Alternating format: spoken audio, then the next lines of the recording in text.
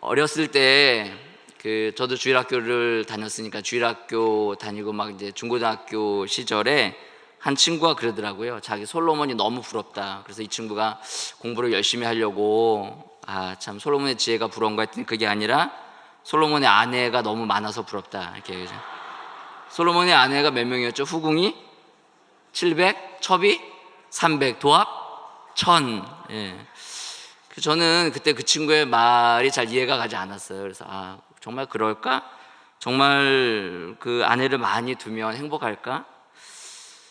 그리고 제가 결혼을 해보고 난 다음에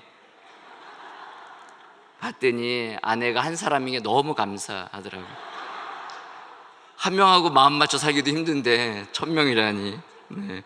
그래서 저는 하나님께 너무 감사하고 있습니다. 한 명을 주신 하나님께 감사드리고요. 때로는 가족에게 미안할 때도 많이 있습니다. 여러 가지 많은 바쁜 일 때문에 잘 못 돌보고 또 이렇게 많이 사랑을 줘야 되는데 못 줄 때가 있는데 1000명을 사랑해 준다? 이거는 뭐 감당할 수 없는 일이죠.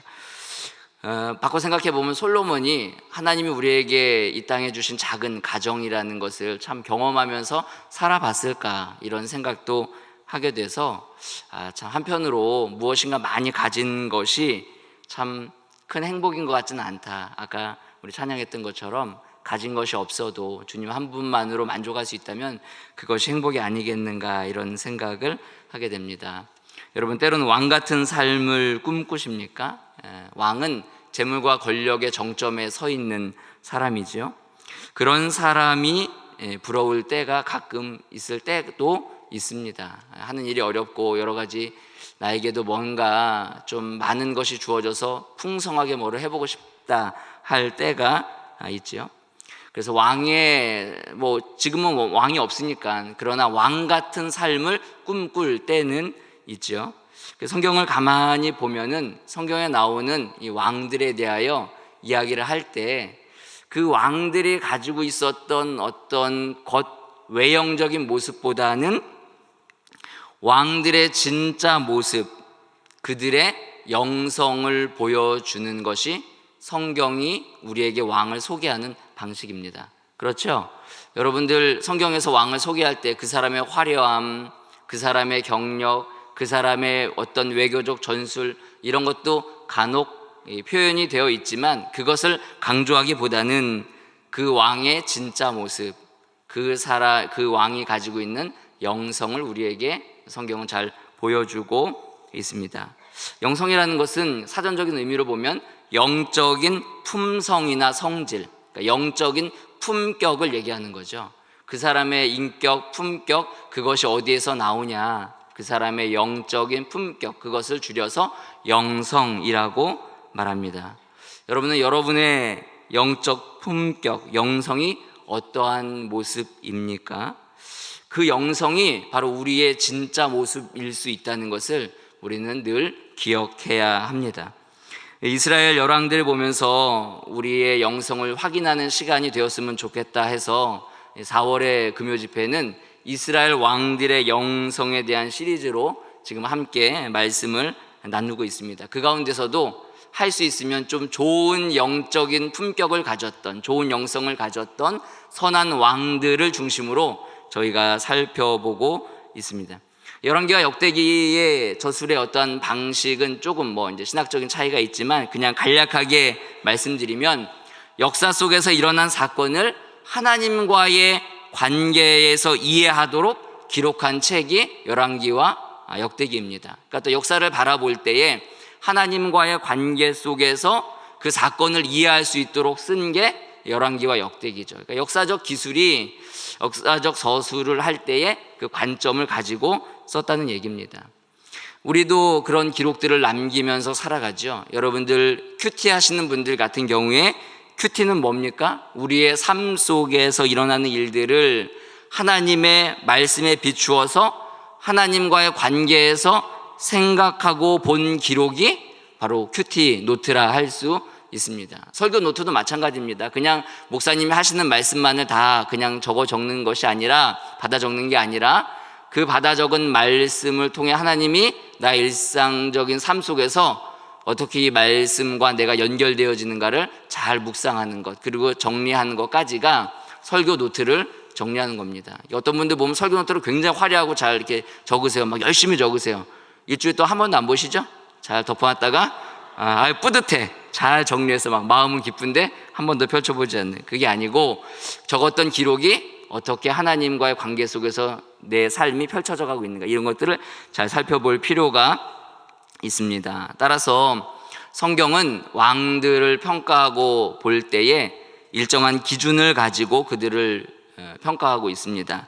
그들이 정치적, 경제적, 어떤 군사적 업적이나 대중적인 지지를 바탕으로 그들의 삶을 평가하는 것이 아니고 하나님 앞에서 어떠한 위치와 자세로 하나님의 백성들을 통치했는가에 대한 것에 초점이 맞추어져 있습니다.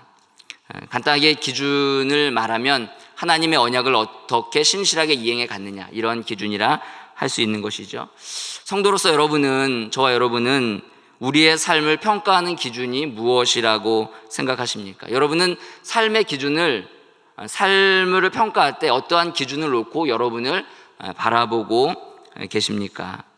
오늘 내가 내 역사를 기록하고 또 뭐 설교 노트든 큐티 노트든 일기든 그런 것을 기록할 때에 그냥 일상적으로 있었던 일만을 적는 것이 아니라 그 일들 속에서 나는 하나님과 어떤 관계 속에 있었는가 하는 그것을 잘 적으려면 자기 나름대로의 기준이 있어야 되는데, 그 기준을 오늘 이 열왕들의 그 영성을 통해서 우리가 가지고 있는 어떠한 영적인 기준을 가지고 내 삶을 평가해 보자라는 것이 이 4월에 열왕들의 왕들을 시리즈를 하는 큰 의의라 할 수가 있습니다.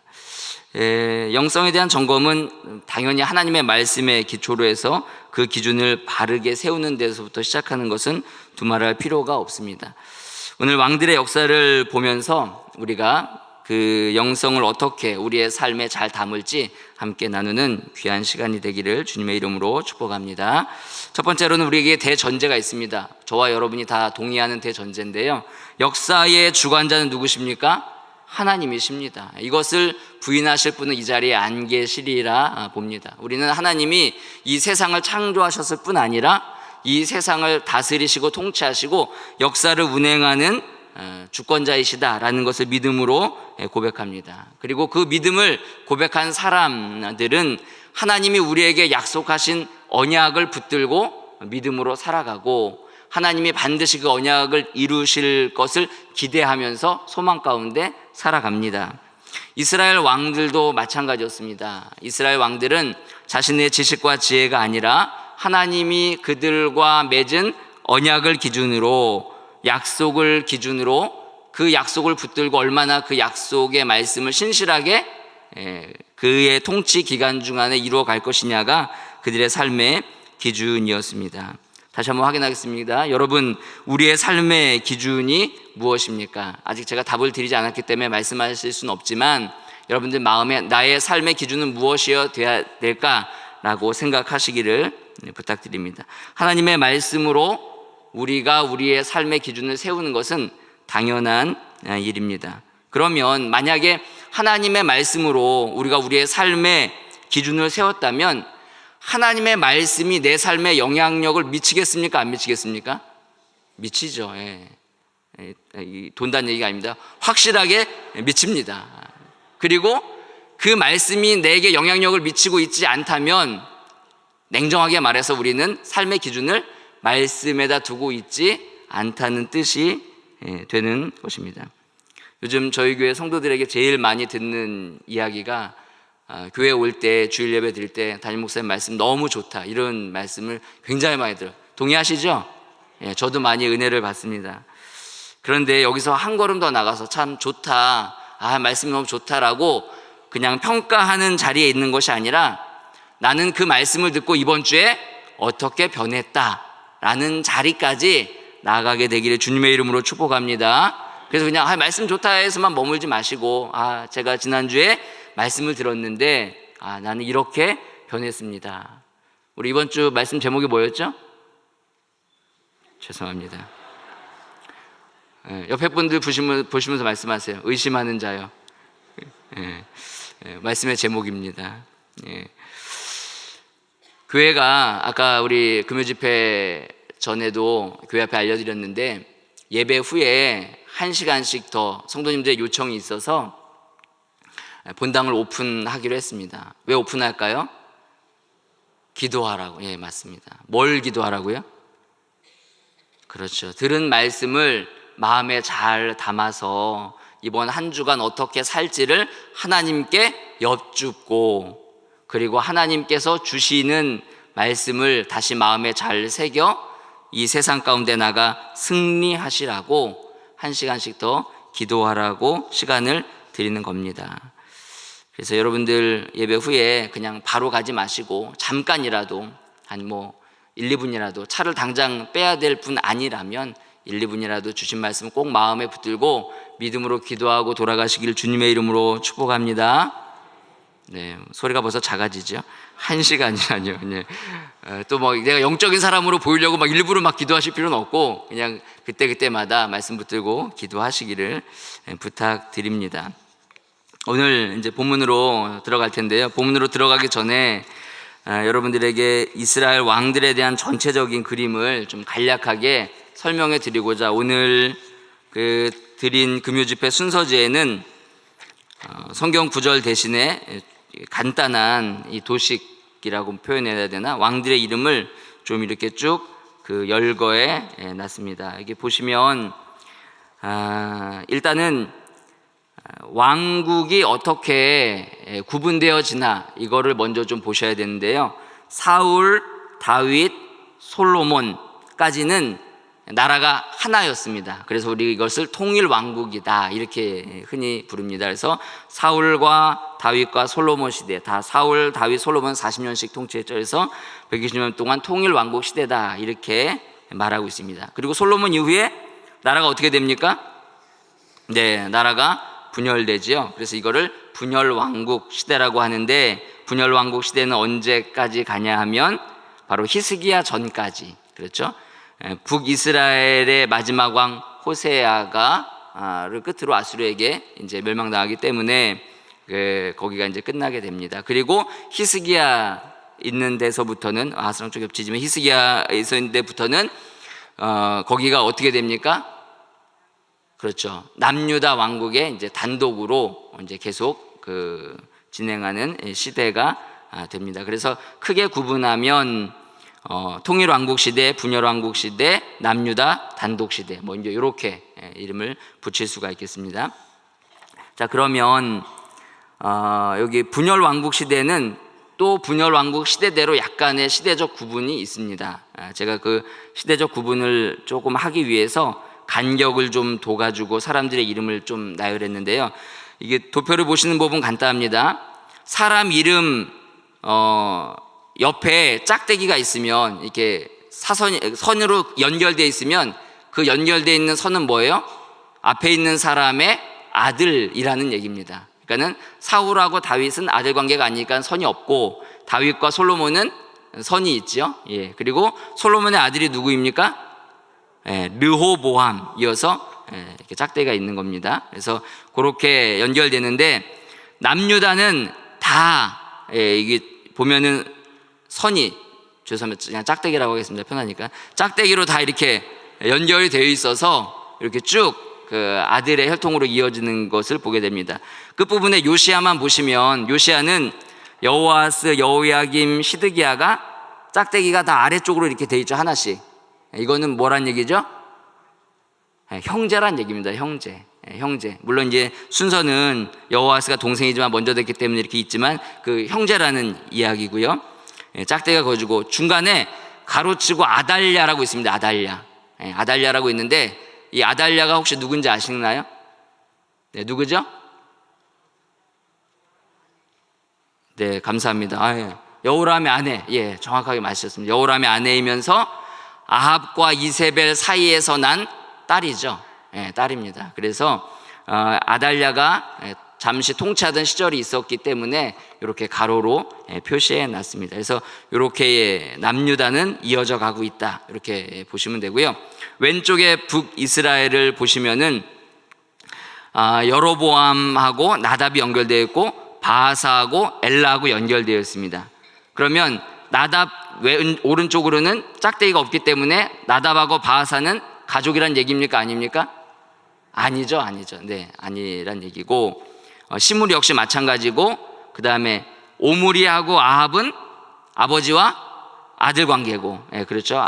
그렇게 해가지고 여호람까지 가는 거고요. 아하시아랑 여호람도 또 형제였고, 그 다음에 예후는 예후의 자손이 스가랴까지 가는 거고, 그 다음에 살룸, 그 다음에 무나임 부가야, 그 다음에 베가 호세아, 이제 이렇게 구분이 됩니다. 이해되셨죠? 자, 그러면 남유다는 왕조가 몇 개예요? 그래서 하나입니다. 한 왕조로 쭉 가고 있고, 그 다음에 북이스라엘은 왕조가 몇 개입니까? 네? 네, 의견이 분분하죠? 잘 세어보시면 9개가 되는 거 아시죠? 여로보암, 바하사, 시므리, 디브니는 빼고요. 오므리가 여호람까지니까 예후, 살룸, 무나햄, 베가, 호세아, 이렇게 구분이 되어집니다. 자, 이해되셨죠? 네, 여기까지 이해되신 걸로 알겠습니다.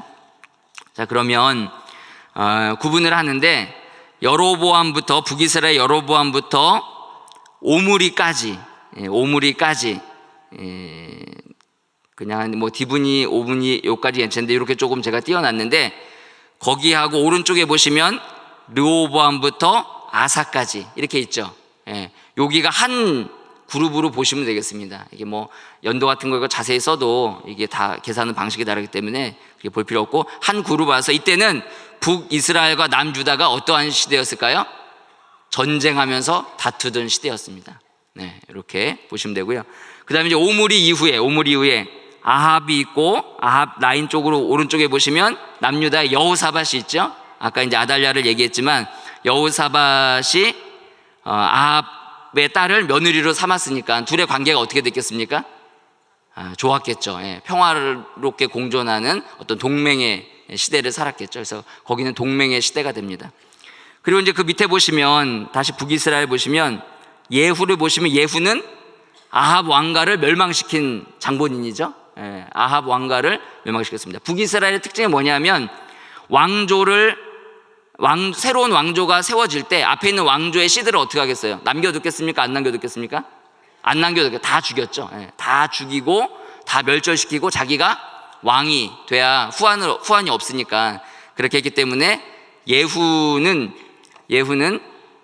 아합에 남아있는 사람의 이 자손들과 좋은 관계일 리가 없겠죠. 아달랴 쪽하고는 좋은 관계일 리가 없습니다. 그래서 이제 그때부터는 다시 북쪽은 북쪽대로, 남쪽은 남쪽대로 제 갈 길을 가게 됩니다. 그래서 평행적인 시대를 걷게 되고, 그 다음에 북이스라엘의 가장 황금 시기라고 하는 여로보암 2세, 여기 보이시죠? 여로보암 2세 때를 정점으로 해서 이제 북이스라엘은 쇠락의 길을 걸어서 살룸, 무나햄, 베가, 호세아 이쪽은 다 이제 일종의 이제 그 뭐 아수르의 괴뢰 정권이 되거나 이제 뭐 사라지거나 이제 그렇게 좀 힘이 굉장히 약해져서 결국 멸망당하게 되는 구도로 되어 있습니다. 그리고 이제 남유다 쪽은 우시아가 또 나라를 굉장히 부강하게, 여로보암 2세가 이제 죽고 나니까 남유다 쪽에서는 우시아가 굉장히 나라를 크게 부강하게 하는 그러한 구도로 가고 있습니다. 그리고 히스기야 때부터는 이제 단독 시대로 넘어가게 되는 것입니다.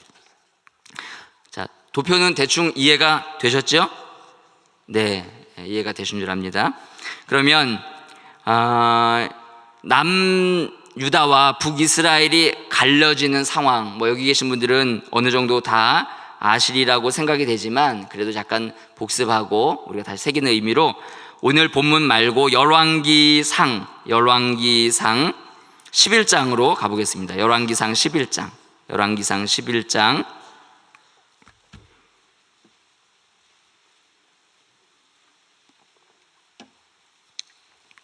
열왕기상 11장 9절부터 제가 보도록 하겠습니다. 열왕기상 11장 9절입니다. 솔로몬이 마음을 돌려 이스라엘의 하나님 여호와를 떠남으로 여호와께서 그에게 진노하시니라. 여호와께서 일찍이 2번이나 그에게 나타나시고 이 일에 대하여 명령하사 다른 신을 따르지 말라 하셨으나 그가 여호와의 명령을 지키지 않았으므로 여호와께서 솔로몬에게 말씀하시되, 맨 끝에 보면 11절 맨 끝에 이 나라를 내게서 빼앗아 내 누구에게 주리라?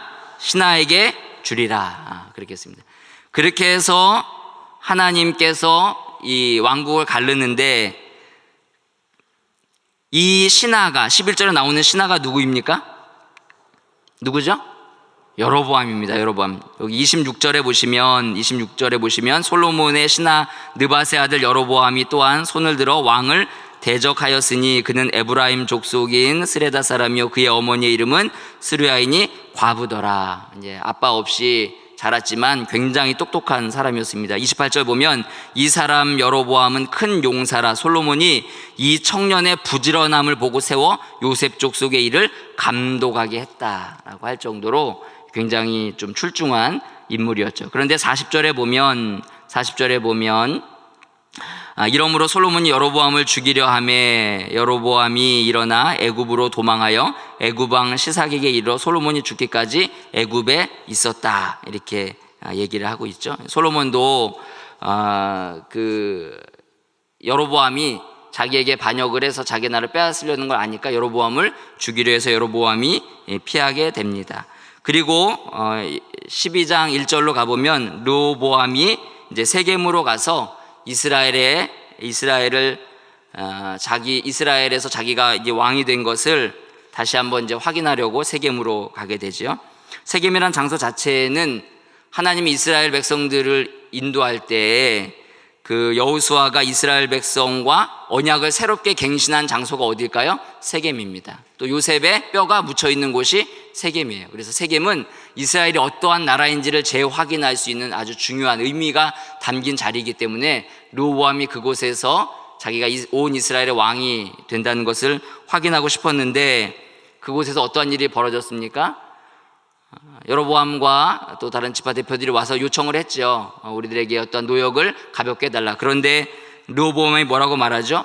무거운 멍에를 더 매게 해주겠다, 이렇게 자기는 더 강력하게 억압을 하겠다, 이렇게 말을 합니다. 마치 르호보암이 막 부활한 애굽의 왕처럼 그렇게 아주 강하게 얘기하고, 애굽에서부터 돌아온 여로보암은 뭐처럼 느껴졌을까요? 모세처럼 아마 사람들에게 느껴졌을 수 있습니다. 그러니 사람들이 당연히 누구를 따르겠어요? 여로보암을 따라서 여로보암에게 10지파가 몰려가고, 르호보암은 베냐민과 함께 2지파만 그렇게 남게 됩니다. 그러니까 르호보암이 어떤 그 종족적 단합을 이루지 못하고, 물론 하나님의 뜻도 있었지만 인간적인 힘의 기초에서 나라를 통치해 보이려다가 오히려 국가적인 분열을 초래한 결과를 보게 됩니다. 여기서 잠깐 우리도 좀 교훈을 새겨야 됩니다. 교회가 어떤 인간적인 힘의 기초에서, 영적인 힘이 아니라 사람의 인간적인 힘의 기초에서 무엇인가 모으려고 애쓰면 그것은 분열될 수밖에 없습니다. 따라서 반드시 교회는 성령의 하나 되심과 주님의 역사로 함께 모여야 할 줄 믿습니다. 내 힘을 과시하거나 어떤 인간적인 생각으로 무엇인가 모아보려고 하면 반드시 이러한 아픔을 겪게 된다는 것을 우리 여기서 볼 수가 있게 됩니다. 아무튼 이렇게 갈려지게 되는 상황 속에서 여로보암에게 컴플렉스가 하나 있었습니다. 여로보암의 컴플렉스. 그 컴플렉스가 뭐였을까요? 열왕기상 11장 펼쳐주셨으면 거기 36절에 보시면 이렇게 되어 있습니다. 그의 아들에게는 내가 한 지파를 주어서 내가 거기에 내 이름을 두고자 하여 택한 성읍 예루살렘에서 내 종 다윗이 항상 내 앞에 등불을 가지고 있게 하리라. 내가 너에게, 여로보암에게 내가 나라를 너에게 주긴 주겠지만, 하나님이 선지자를 통해서 이제 여로보암 얘기하잖아요. 주긴 주겠지만 그래도 내가 르호보암을 통해서도 이 다윗의 등불이 꺼지지 않도록 그렇게 하겠다라고 이야기를 합니다. 열왕기상 12장 25절부터 그래서 33절까지 보시면 여로보암이 그래서 지혜를 생각해내요.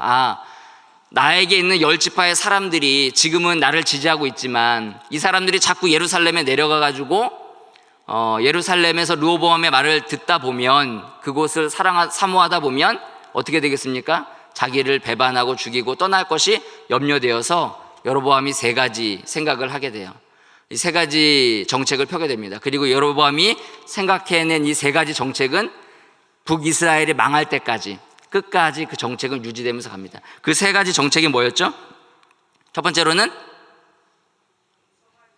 그렇죠. 금송아지를 만들어서 북쪽에 있는 단과 최남단에 있는 베델에 두는 겁니다. 금송아지가 하나님이다 이렇게 말했다고 보기는 조금 어려워 보이지만 베델에 성전에 가면 그 시운자가 있고 거기에 하나님이 임재하듯이 이 금송아지도 하나님의 임재의 상징이니까 너희들이 굳이 멀리 그곳에 가서 예배할 필요 없이 이곳에서 예배를 해도 된다라고 사람들을 미혹하게 된 거죠. 그리고 또 어떠한 일이 있었습니까? 레위인이 아닌 사람들로 제사장을 세우고, 그 다음 세 번째 어떤 게 있죠? 그렇게 해도 레위인이 아닌 사람을 제사장 세우고 금송아지를 그곳이 자기들이 만든 성전에 두어도 사람들이 예루살렘으로 내려갈 때가 있습니다. 언제죠? 절기죠. 절기가 되면 내려가니까 절기를 어떻게 해야 될까요? 변경해 버립니다. 그래서 하나님이 꼭 지키라고 명령하신 그 모든 내용들을 여로보암이 변개하고, 그 변개한 내용이 이 북이스라엘 사람들에게 아주 잘 먹혔습니다. 그리고 이 정책은 끝까지 유지하면서 가게 됩니다. 여러분들에게 나눠드린 이 표를 보면, 그래서 북이스라엘 사람들의 아까 말씀드렸듯이 바하사가 여로보암의 집을 전멸하고 자기가 정권을 잡고, 시므리가 정권을 잡고, 오므리가 정권을 잡아도 이 정책은 변함없이 그들이 붙들고 갔던 정책 가운데 하나입니다. 그래서 열왕기상 15장 34절을 보시면, 15장 34절 보겠습니다. 펼치셨으니까 보시면, 바하사가 여호와 보시기에 악을 행하되 여로보암의 길로 행하며 그가 이스라엘에게 범하게 한 그 죄 중에서 행하였다, 이렇게 이야기하죠. 그러니까 보통 내가 어떤 정권을 잡기 위해서 앞에 있는 왕조를 멸했으면 그 왕조가 가지고 있는 정책을 따르지 않을 텐데, 이 정책만큼은 끝까지 가게 됩니다. 그만큼 매력이 있었고요, 또 여로보암이 그만큼 뛰어났던 사람이라는 것을 알 수가 있습니다. 사람의 마음을 굉장히 잘 알고 있었던 것이죠. 아무튼 이렇게 북이스라엘은 그런 역사 속에서 계속 흘러갑니다. 그러다가 오므리가 정권을 잡게 되고, 오므리의 아들 아합은 열왕기상 펼쳤으니까 16장 29절부터 보시면 이렇게 기록되어 있습니다. 16장 29절부터 제가 읽겠습니다. 유다의 아사왕 제38년에 오므리의 아들 아합이 이스라엘의 왕이 되니라. 오므리의 아들 아합이 사마리아에서 22년 동안 이스라엘을 다스리니라. 오므리의 아들 아합이 그의 이전의 모든 사람보다 여호와 보시기에 악을 더욱 행하여 느밧의 아들 여로보암의 죄를 따라 행하는 것을 오히려 가볍게 여기며 시돈 사람의 왕 옙바알의 딸 이세벨을 아내로 삼고 가서 바알을 섬겨 예배했다, 이렇게 나오죠. 그러니까는 한마디로 말해서 이스라엘 왕 중에 좀 가장 악한 왕 중에 하나가 누구란 얘기입니까? 아합이라는 사람입니다. 자, 그러면 오늘 본문으로 이제 돌아와서 이 아합 시대에 남유다의 왕이 있었는데 그게 누굽니까? 여호사밧. 오늘 우리가 다룰 여호사밧입니다.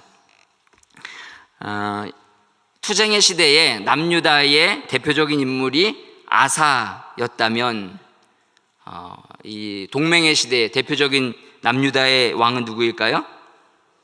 여호사밧입니다. 자, 우리 오늘 본문 역대하 17장으로 다시 한번 돌아가겠습니다. 역대하 17장으로 돌아가시면, 아사는 그 투쟁의 속에서도 나라를 개혁했던 선한 인물로 우리 지난 시간에 배웠습니다. 그래서 15장 8절부터 9절을 보면, 아사가 이 말고 선지자 오뎃의 예언을 듣고 마음을 강하게 하여 가증한 물건을 유다와 베냐민 온 땅에서 없애고, 또 에브라임 산지에서 빼앗은 성읍들에도 없애고, 또 여호와의 낭실 앞에 있는 여호와의 제단을 재건하고, 또 유다와 베냐민의 무리를 모으고 에브라임과 므낫세와 시므온 가운데에서 나와서 저희 중에 머물러 사는 자들을 모았다. 그러니까 아사가 개혁을 하니까 북쪽에 있던 사람들도 아사에게 올 만큼 굉장히 개혁을 잘한 인물입니다.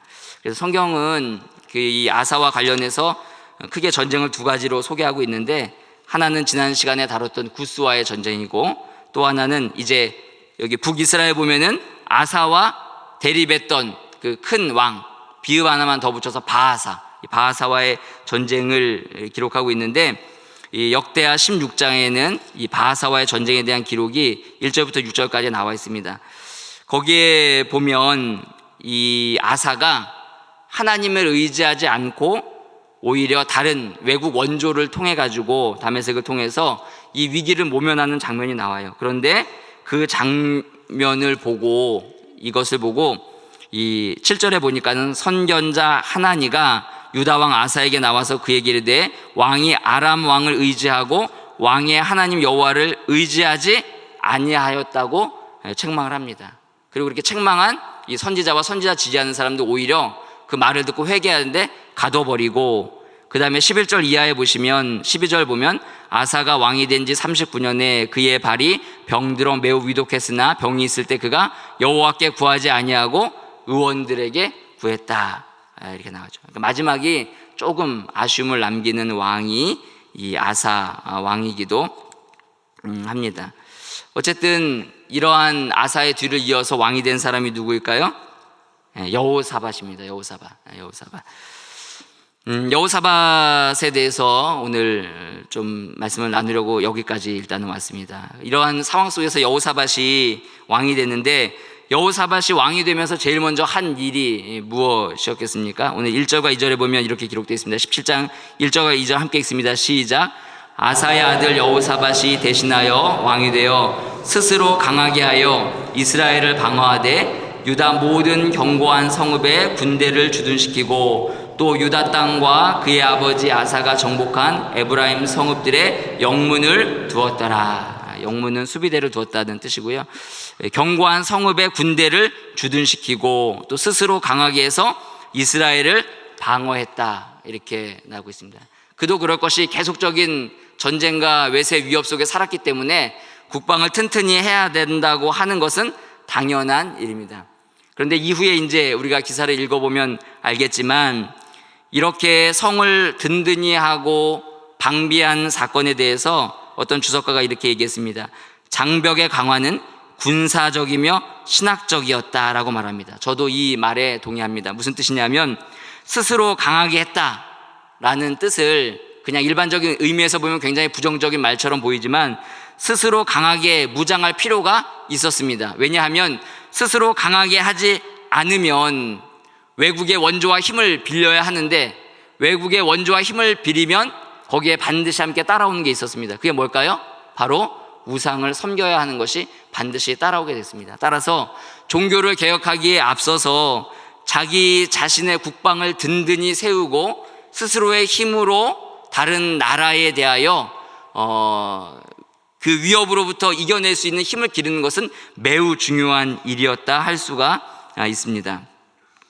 제가 예전에 경험한 일 중에 하나는, 이제 어떤 분이 상담을 왔어요. 저희 교회 분은 아니고요. 있는데 그분이 신천지 분하고 연결이 되어 있는데 끊지를 못하는 거예요. 왜 끊지 못냐고 물어봤더니 돈을 빌린 게 있어서 그 돈 관계 때문에 끊지를 못하는 경우를 보게 됩니다. 어떤 경우는 장기를 기증받아서 끊지 못하는 경우가 있었습니다. 학생인 경우에는 학비를 지원받았기 때문에 끊지 못하는 경우가 있었습니다. 우리의 삶이 공고해지고 어려워지게 되면 누군가의 도움을 필요로 하게 됩니다. 그런데 그 누군가의 도움을 주는 사람이 다른 목적으로 우리에게 접근할 수 있기 때문에 우리가 우리 스스로의 영적인 부분을 점검한다고 할 때에 우리 스스로의 삶을 방비하는 일은 매우 중요하다 할 수가 있습니다. 그래서 교회 일은, 신앙생활은 영적이지 않은 일이 없습니다. 여러분들 만약 교회 외벽에 문제가 생겨서 벽돌이 떨어지려고 한다고 생각해 보십시오. 그것을 고치는 일이 영적인 일입니까? 아닙니까? 죄송합니다. 네. 만일 그 돌이 떨어져서 누가 맞아서 시험에 들고, 그리고 그 일이 뉴스 기사에 보도가 돼서 많은 사람의 마음에 상처가 된다면 그것 역시 영적인 일이라 할 수 있습니다. 주차 문제가 영적인 일인가요? 아닌가요? 이제 약간 이제 고민이 되시죠? 주차 문제가 해결되지 않아서 막 돌다가 주차할 곳이 없어서 예배드리지 못하고 갔다. 영적으로 큰 손해를 입은 것이죠. 주차를 하지 못해서 막 늦게 들어와가지고 될 자리 없어서 헐레벌떡 들어와서 예배를 드리는데 예배가 잘 드려지든가요? 안 드려질 때가 있습니다. 주차하시는 또 집사님하고 막 다투고 막 네가 뭔데 막 아주 또 여기 와서 아버지 막 그러면 그 은혜가 되든가요? 안 되죠. 네. 신령한 예배를 위해서 휴대전화 그렇게 꺼달라고 해서 끄시든가요? 안 끄시든가요? 매 시간마다 울리죠. 우리가 하는 이 모든 일들 주님께 집중하기 위하여 영적으로 행하려고 하는 일들은 우리의 영적인 영성과 매우 밀접하게 관계가 되어 있습니다. 따라서 우리 스스로 우리의 주변을 정리하고 방비하는 일은 우리의 영성을 키우고 우리의 영성을 뒤돌아보게 할 때에 가장 중요한 요소 중에 하나라 할 수가 있습니다. 그래서 여호사밧은 자기의 나라의 영적인 재건을 위해서 할 때 그 군사적인 방비를 단단히 한 것을 보게 됩니다.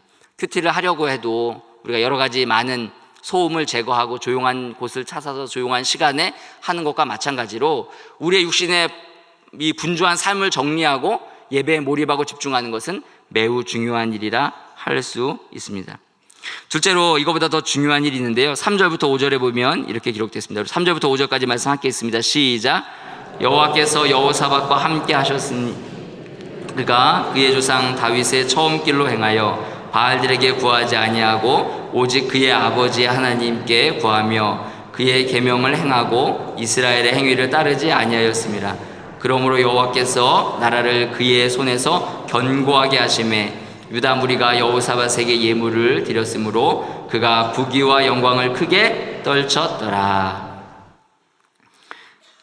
여기서 나라가 강하게 된 게 그가 스스로 군사와 그 성들을 재건해서 군비를 완벽하게 갖췄기 때문에 강해졌다라고 말하지 않고 하나님께서 명령하신 바를 행할 때 4절에 보니까 오직 그의 아버지 하나님께 구하며 그의 계명을 행하고 이스라엘의 행위를 따르지 아니하였습니다. 그러므로 여호와께서 나라를 그의 손에서 견고하게 하셨다는 것을 알 수가 있습니다. 다윗의 처음 길로 행하고 또한 하나님께만 집중하여서 하나님이 원하시는 뜻대로 행했던 것을 알 수가 있죠. 바알에게 구하지 않고 하나님께 구했다라는 것은 매우 중요한 것 가운데 하나입니다. 하나님께 구하여 하나님께 받는 것, 그것이 있어야 우리의 신앙이 자라게 되고 우리의 영적인 부분도 성장하게 되는 겁니다. 그래서 구함은 신앙의 매우 중요한 면이라고 주일날 담임 목사님도 설교회 때 말씀하신 것이 이러한 이유입니다. 잘 구해서 주님께로부터 받아야 되는 것이죠. 나라를 방비했습니다. 나라를 잘 방어하도록 지킨 세운 일이 하나님께 구하여 하나님이 그의 손을 통하여 든든히 하셨다는 것을 그도 알고 다른 사람도 알게 되었기 때문에 이 일은 매우 중요한 일이라 할 수 있습니다. 또 두 마음을 품지 않았기 때문에 6절에 보면 그가 전심으로 여호와의 길을 걸어 산당들과 아세라 목상들도 유다에서 제거할 수 있게 된 것이죠. 여호와의 길을 걸어갈 때 전심으로 가는 것이 중요하다라고 할 수가 있습니다. 따라서 오늘 제목에 보는 것처럼 여호와께서 여호사밧과 함께 하셨기 때문에 그가 스스로 강하여져서 정비하고 하나님께 집중하여 영적인 성장을 이룰 수가 있었던 것입니다. 그런데 이것보다 더 중요한 게 있습니다. 그게 바로 7절부터 9절에 나오는 말씀인데 7절 끝을 제가 읽겠습니다. 그가 왕위에 있은 지 3년에 7절 끝에 보시면 미가야를 보내어 유다 여러 성읍에 가서 가르치게 하고 9절 보시면 그들이 여호와의 율법책을 가지고 유다에서 가르치되 그 모든 유다 성읍들로 두루다니며 백성들을 뭐 했더라? 가르쳤더라.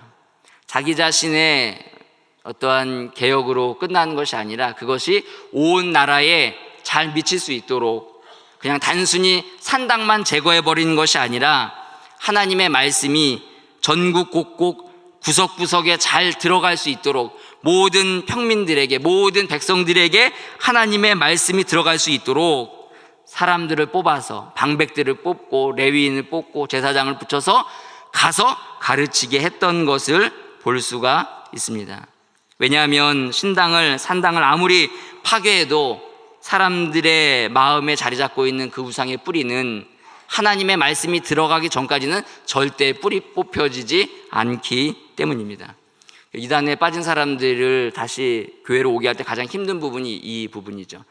이단에 교육이 되어서 세뇌되었기 때문에 바로 그냥 이런 정상적인 교회에 와서 생활하기가 어렵습니다. 그래서 제가 만났던 한 자매는 2년 동안 그 이단을 치유하는 교회에서 교육을 받았는데도 한 가지 문제가 풀리지 않아서 교회로 못 돌아온 경우도 보게 되었습니다. 그만큼 우상의 마음을 빼앗기고 어떤 이단 사상의 마음을 빼앗긴 사람들의 경우에 그것을 마음에 제거하고 하나님의 바른 말씀으로 채워지지 않으면 언젠가는 분명히 쉽게 돌아갈 수 있다는 것을 우리에게 보여주고 있습니다. 따라서 여호사밧은 그 일을 매우 잘한 사람 중에 하나입니다. 그가 율법을 백성들에게 부지런히 가르치도록 매우 힘썼습니다. 순회 교사들을 두어서 가르치게 했던 것이죠.